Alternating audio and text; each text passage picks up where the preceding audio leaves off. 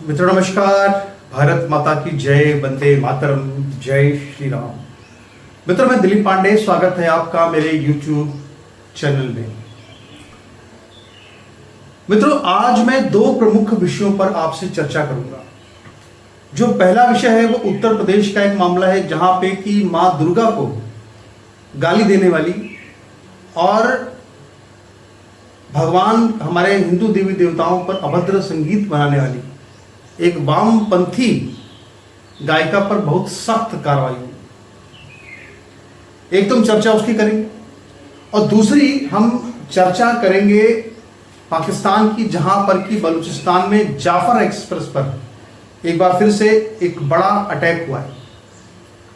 दोनों विषयों पर चर्चा करेंगे।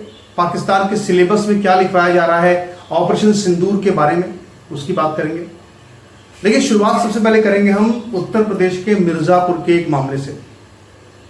एक ऐसा मामला जो इस वक्त पूरे देश के अंदर सबसे बड़ी सुर्खियां बना हुआ है। मित्रों आप जानते हैं हमारे देश के अंदर ये जो शारदीय नवरात्र चल रहे हैं इनका कितना बड़ा महत्व है। देवी दुर्गा के 9 रूपों की पूजा की जाती है। हम लोग सब लोग उनको अपनी माँ की तरह से मानते हैं।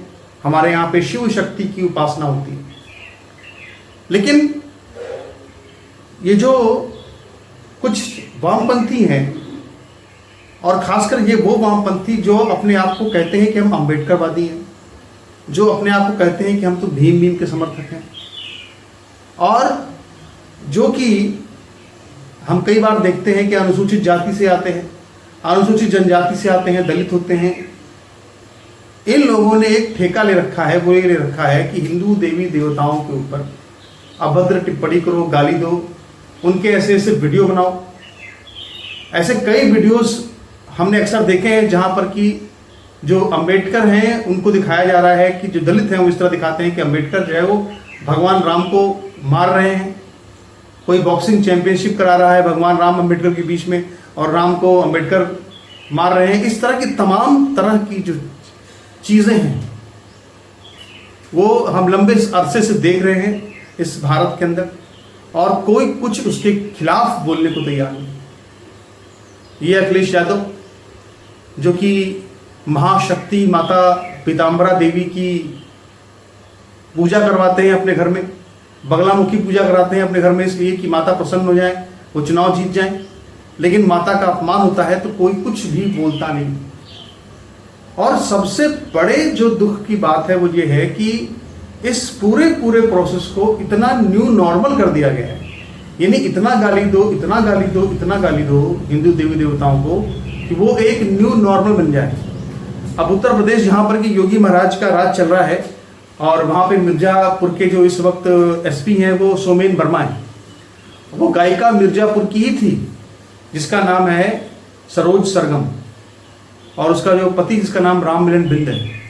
इनकी पूरी अपनी एक टीम थी और ये सब लोग मिल करके गाने बना रहे थे, हिंदू देवी देवताओं के खिलाफ अभद्र टिप्पणियां करते थे। इन्होंने दुर्गा माता को बहुत ही गंदी गाली दी, और जब ये गंदी गालियां और इस तरह की पोस्टरबाजी कर रहे थे तो इसके बाद फिर ये जो पूरा वीडियो था ये पूरे देश के अंदर वायरल होने लगा।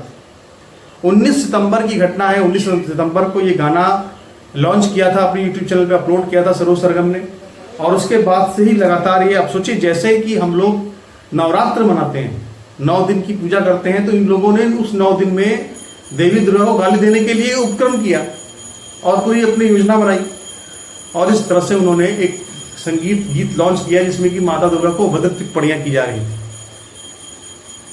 अब सबसे बड़े दुख की बात ये होती है कि इतनी जबरदस्त तरीके से वीडियो वायरल हो रहा था, लोग कह रहे थे तो कार्रवाई करो, इसके बाद भी इस पर कोई कार्रवाई, कोई एक्शन नहीं हो रहा था। इसके बाद अजित भारती जो कि एक सोशल मीडिया एक्टिविस्ट हैं, उनका यूट्यूब चैनल भी है, उन्होंने जब इस वीडियो को अपने चैनल से अपलोड किया और उन्होंने उत्तर प्रदेश के डीजीपी को, तमाम जितने भी अधिकारीगण हैं, मुख्यमंत्री को, सबको जब उन्होंने टैग किया और ये पूछा कि भाई आखिर क्या कारण है कि सरोज सरगम को अब तक अरेस्ट नहीं किया गया, क्या वजह है इसकी। इसके बाद फिर इसकी तलाश शुरू होती है और इसके बाद फिर इसकी ये पकड़ी जाती है, ये फरार हो जाती है और पकड़ी जाती है।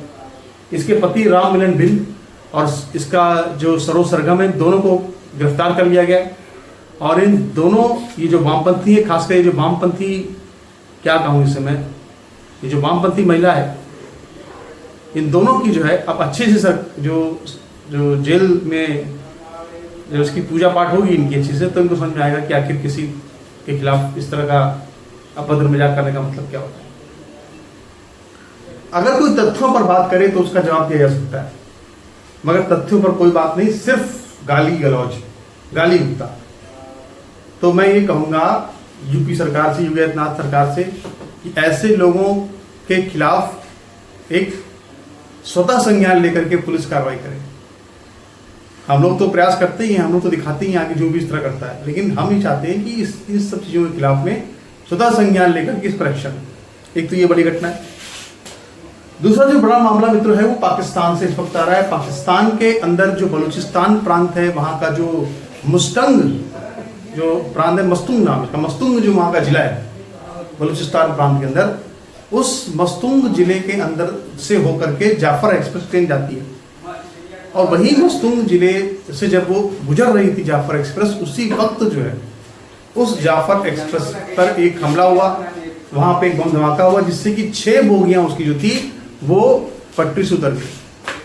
तकरीबन जो है 270 लोग, 270 लोग जो है 270 लोग उस ट्रेन में सवार थे। और खास बात यह है कि जाफर एक्सप्रेस जो है वो हमेशा, आप जानिए कि जो भी लोग, यानी वो सारे पाकिस्तानी सेना के अधिकारी, सिपाही जो कि आकर के बलूचिस्तान में जुल्म करते हैं, जाति करते हैं, अत्याचार करते हैं, वो सारे के सारे लोग जो है वो ट्रैवलिंग उनकी होती है वो जाफर एक्सप्रेस से होती है। और उसी जाफर एक्सप्रेस, इसी वजह से मार्च के महीने में भी जाफर एक्सप्रेस पर बलूचिस्तान जो लिबरेशन आर्मी है उसने अटैक किया था। और तब तो क्या हाल हुई थी पाकिस्तान की आर्मी की, आपको बताइए सब, उनकी हालत कैसी बिगड़ गई थी।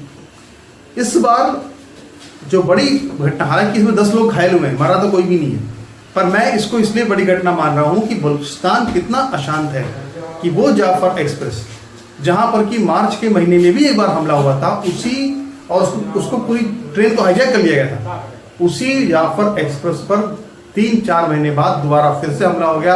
और पाकिस्तान की खुफिया एजेंसी, चाहे ISI हो, चाहे वो पाकिस्तान की आर्मी हो, कोई भी उस हमले को रोकने में सफल नहीं हुए। हमला नाकाम हो गया। तस्वीरें जो आ रही हैं उसमें दिखाया जा रहा है कि ट्रेन के जो 6 डिब्बे हैं वो ट्रेन की जो पटरी है उससे उतर चुके हैं।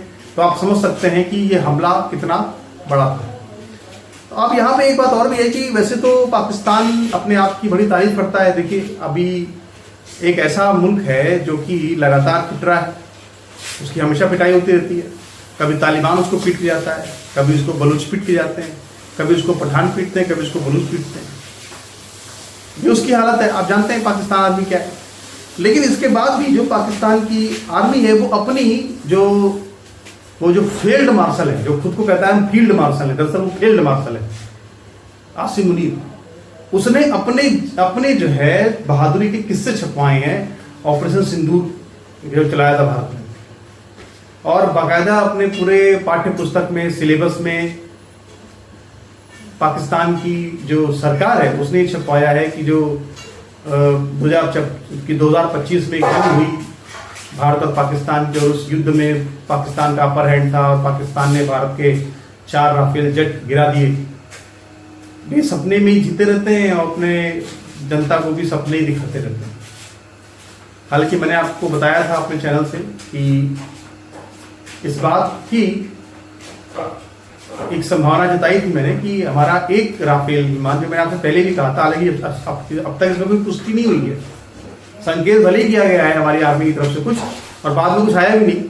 लेकिन हाँ, एक बात जरूर है, हो सकता है कि बिहार चुनाव के वक्त सेना कोई बहुत बड़ी प्रेस कॉन्फ्रेंस कर देगी प्रधानमंत्री मोदी का भाई क्या है कुछ पता नहीं है, और बताया कि हमने क्या क्या किया, वो अलग की बात है।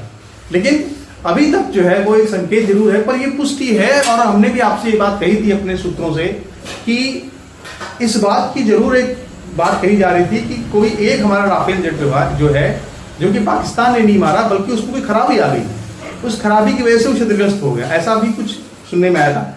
लेकिन पाकिस्तान जो है वो अपने ही इस पर अपनी पीठ को दबा रहा है।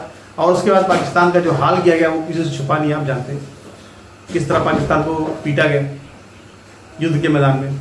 लेकिन इसके बाद भी पाकिस्तान अपने झूठे कसीदे पढ़वा रहा है, बच्चों को बोल रहा है कि हमारा तो अपर हैंड था। तो मेरा जो कहना है उस वक्त भी, अब आज देखिए, आज मैं आपको बताऊं ये इतने ज्यादा बेशर्म लोग हैं कि जब गाजा पट्टी के अंदर जब हमास की लड़ाई इजराइल से हो रही थी ना, तो उस वक्त जो है जो हमास के आतंकवादी थे उनका समर्थन करते हुए कई लोग ये कह रहे थे कि नहीं हमास जीत रहा है। जब 2-3 महीने हुए थे तो कहते नहीं हमास जीत रहा है, भाई इजराइल को हरा रहा है। ये हमको अच्छी तरह से याद है। लेकिन आज की तारीख में हमास को इस तरह से मारा गया है, इस तरह से फिलिस्तीनियों को सबक सिखाया गया है जो आतंकवाद के साथ थे। इतने लोगों को मारा गया है, 60-70 हजार लोग मार दिए इजराइल ने। आज की तारीख में हमास या उसका कोई समर्थक जो है ना वो ये नहीं कह सकता कि हम जीत रहे हैं। वो रोता है कि देखो इतने लोग मारे जा रहे हैं। भाई तो तुमने 7 लोग शुरू क्यों किया? भाई इटली की प्रधानमंत्री मेलोनी से जब ये पूछा गया कि भाई 60-70 हजार लोग मार दिए इजराइल ने, तो जॉर्जिया मेलोनी ने यही कहा कि अरे भाई इस युद्ध की शुरुआत क्या इजराइल ने की थी? इस युद्ध की शुरुआत तो हमास ने की थी ना 7 अक्टूबर को, तो उसके लिए वही जिम्मेदार है। वही बात जो बेंजामिन नेतन्याहू भी कहते हैं कि इसके लिए जितनी मौतें हुई हैं 60,000-70,000, इसके लिए हम कतई रिस्पॉन्सिबल नहीं है। इसके लिए रिस्पॉन्सिबल कौन है? इसके लिए रिस्पॉन्सिबल हमास है, क्योंकि हमले की शुरुआत उसने की। तो यहाँ पर भी पहलगाम अटैक करके शुरुआत तो पाकिस्तान ने की थी ना। हम क्यों डर रहे थे?